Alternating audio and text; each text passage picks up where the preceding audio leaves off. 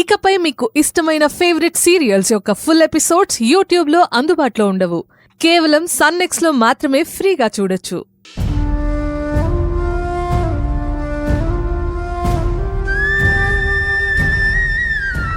సుందరం జీవితాన్ని బాగు చేస్తానని నమ్మించి మా అందరి జీవితాలు అల్లకల్లోలమయ్యేలా కుట్ర చేసింది.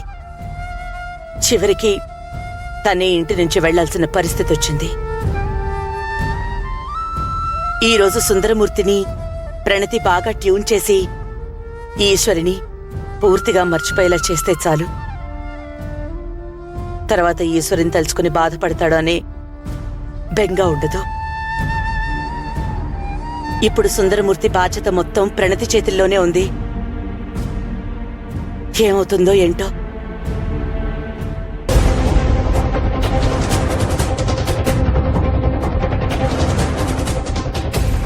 ప్రణతి గారు, నేను ఇంటికి వెళ్ళాలండి. ఎందుకు? ఈశ్వరికి అమ్మిచ్చిన గడువులో రేపే ఆఖరి రోజు. ఈ టైంలో నేను తనకి తోడుండాలి. నా చేతనైనంతగా చివరి క్షణం వరకు నిర్దోషం నిరూపించడానికి ప్రయత్నిస్తాను. ఈ పరిస్థితుల్లో ఈశ్వరి నిర్దోషని నిరూపించుకోలేదు. తన గురించి అలా మాట్లాడే హక్కు మీకు లేదు. తనకి మీ ఇంట్లో మీ మనసులో ఉండే హక్కు లేదు. అది చెప్పాల్సింది మీరు కాదు. కానీ నువ్వు అన్యాయం చేసింది నాకే, న్యాయం చేయాల్సింది కూడా నాకే. కాబట్టి నీ మీద సర్వ హక్కులు నాకే ఉన్నాయి. అయినా సరే, మా అమ్మ ఈశ్వరికిచ్చిన గడువులో ఈ 2 రోజులు చాలా కీలకం. కాబట్టి నేను ఖచ్చితంగా వెళ్లి తీరాల్సిందే. సరే, అదేదో నేను ఆంటీని అడిగి తేల్చుకుంటాను. ఏయ్!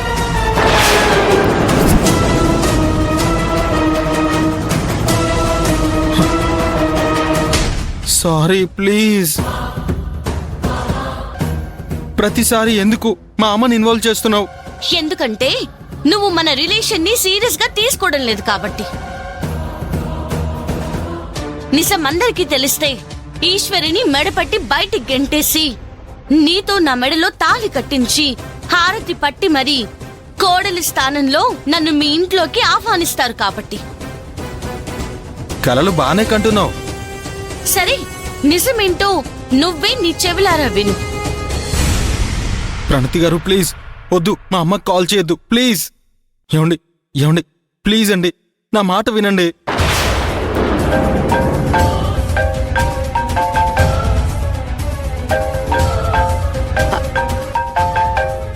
హలో ఆంటీ, సుందరం ఈశ్వర్ని మర్చిపోయేలా నేను తనకి ఒక మెమరీ డిపార్ట్స్ థెరపీ ఇస్తున్నాను. అందుకు సుందరం ససేమిరా ఒప్పుకోవడం లేదు.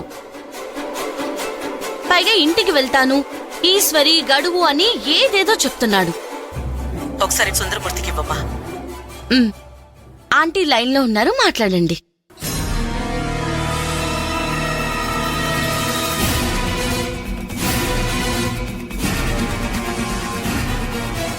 అమ్మా, దయచేసి ఇక్కడ ఉండమని మాత్రం చెప్పకమ్మా. సుందరమూర్తి, నీకు ఆల్రెడీ చెప్పాను నాన్న. నీ జీవితంలో ఈశ్వరి ఉండాలనుకుంటే అమ్మ ఉండదు, అమ్మ ఉండాలనుకుంటే ఈశ్వరి ఉండకూడదు.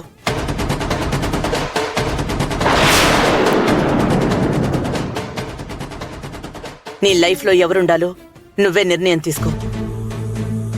నా నిర్ణయం అయితే ప్రణతి ఇస్తున్న థెరపీ పూర్తయ్యాకే నువ్వింటికి రావాలి. లేదంటే నా మాటను అగౌరవపరిచినట్టే. అమ్మా, ప్లీజ్ అమ్మా. నేను బాగా ఆలోచించే చెప్తున్నాను నాన్న.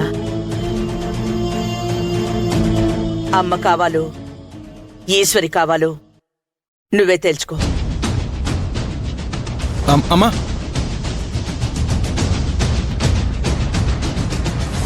ఇప్పుడు నీకు సంతోషంగా ఉందా? లేదు.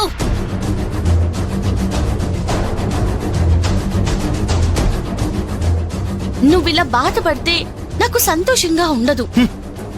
హే, నువ్వు బాధపడ్డా కూడా అది నా కోసమే అయి ఉండాలి.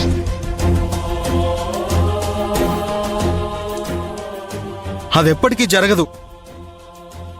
ఈశ్వరి ఉండగా ఈ మనసులో ఇంకెవరికీ స్థానం ఉండదు. అయితే ఈశ్వరి పోయాకే సంపాదించుకుంటాను. థ్యాంక్ యూ, మంచి సలహా ఇచ్చావు. ఇక నేనేం చేయాలో అదే చేస్తాను.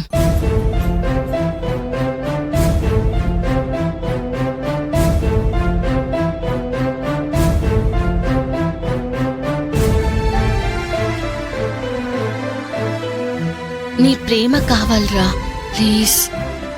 ఆ ప్రేమ నాకు ప్రసాదించు సుందరం. ప్లీజ్ అర్థం చేసుకో.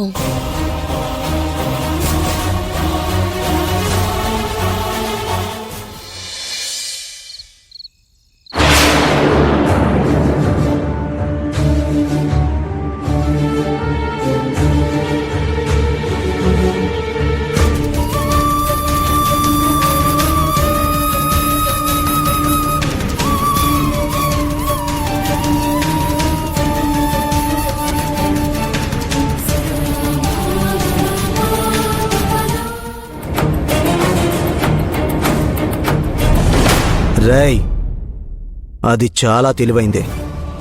ఏం జరుగుతుందో అర్థం కాక దాన్ని కన్ఫ్యూజ్ చేసి వాణ్ణి సైలెంట్గా వేసేయాలి. ఓకే అన్నా.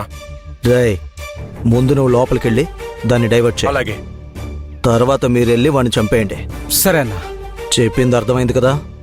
ఇందులో ఎలాంటి మార్పు లేదు. రండి.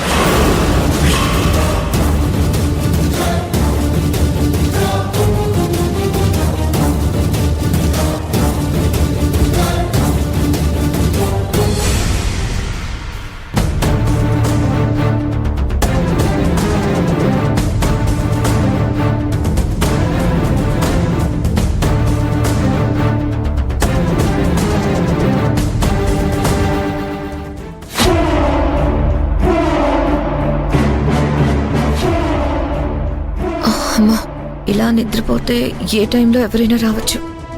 కూర్చుంటే ఎంత కాదైనా నిద్ర వస్తుంది. కాబట్టి ఇలా కూర్చుని రిలాక్స్ అవ్వకూడదు.